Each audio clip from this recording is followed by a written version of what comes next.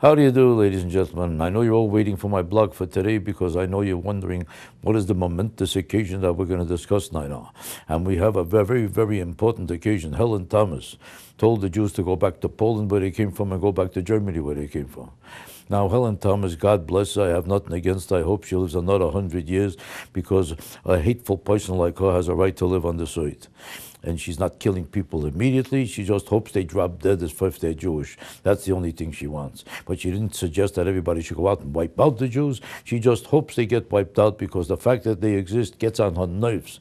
She can't tolerate the thought that the Jews are in the same area with the Palestinians. Like they don't belong there, and who's told them to go in there in the first place? If you're going, you shouldn't go in places where you don't belong, then why doesn't she leave this country? This is Indian country. We swiped it from the Indians. We invaded their territory. We stole it from them.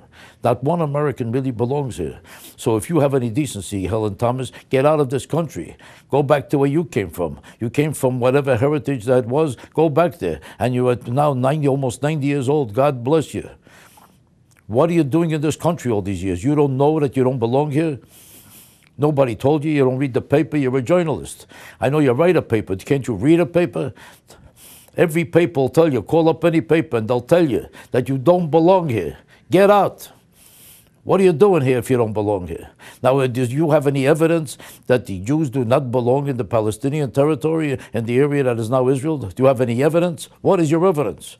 Do you know how to read history? Do you know how to read at all? I know how you know how to write, but do you know how to read? If you know how to read, you would find out that the Israelis were there first. Do you know anything about history? There's a book called the history book.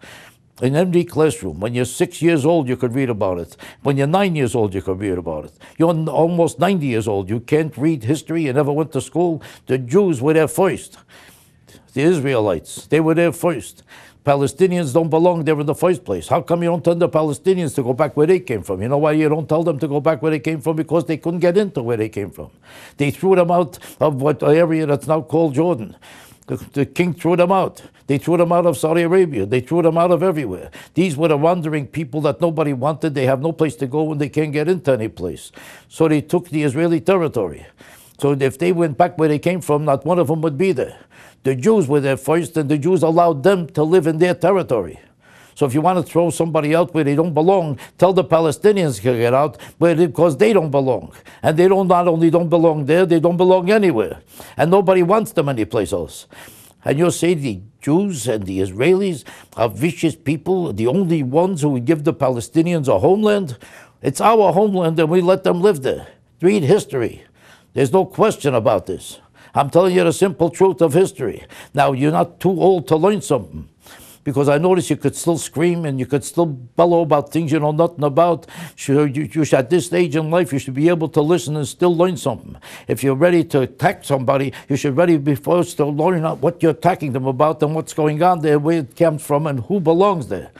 You don't belong in this country, but the Israelis belong in that country. So don't tell them where to go. Tell the Palestinians where to go, and you should join them because you don't belong here either. Go where you belong. You belong with the Palestinians and go find a home together with them. They won't be able to find a home and neither will you. So if you have any decency, God bless you. I hope you live a long life. You already lived a long life. You should live a longer life because I'm not like you. I don't hate you even though you hate Jews. I happen to be Jewish, but I wish you the best of luck. God bless you with many good years. But the rest of your years, I hope you give up the hate you have.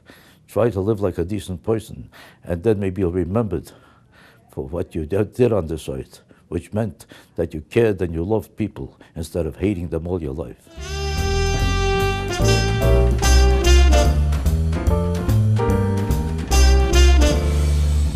How do you do? How do you do? Well, ladies and gentlemen, are you sick and tired of the comedians who tell you irrelevant, stale, dirty, vulgar jokes that amount to nothing and say nothing and accomplish nothing? Is just a waste of time. They consider it funny. Everything is funny, but the fact of the matter is it's meaningless and pointless humor that really says nothing, and they're just wasting your time. If you want to get real laughs about something that means anything so that you can laugh and learn something at the same time, There's a guy called Jackie Mason who will give you the time of your life, and you're going to have so much knowledge and information by the time the night is over about everything that's wrong with Barack Obama and everything that was even worse about him from before, and everything that could have gone wrong, that almost went wrong, that will go wrong, everything that's wrong with this country, everything that is so offensive that you're nauseous from it, but you have no place to express it, and you can't hear any jokes about it because everybody is just coughing, sweating, struggling, and complaining. But where's the laughs? This is so ridiculous and so preposterous that it's hilarious. And you want to hear how hilarious it is? I'm not going to tell you any jokes about it now. But if you just pay the price of a ticket, which is very little for a guy like me, because I'm working for half my price. Actually, I'm working for a third of my price. Compared to what I deserve, I'm practically working for nothing. But even for nothing, it's too much. Because the fact of the matter is, it's the time of your life and you don't deserve it. But I'm doing it for you anyway because I took a liking to you because you're watching me now. From June 18th through the 20th, I'm at the Bank of America Theater in Chicago. Write that down, the Bank of America Theater, June 18th to 20th. And you'll have the time of your life.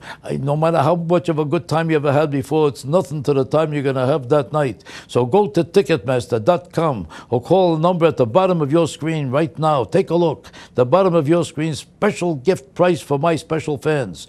See there where it says issues? That's a price you won't believe. And you don't deserve. As a matter of fact, I'm too funny for these prices. I can't get over it. But I'm doing it anyway as a personal gift to you. Now, you better deserve it.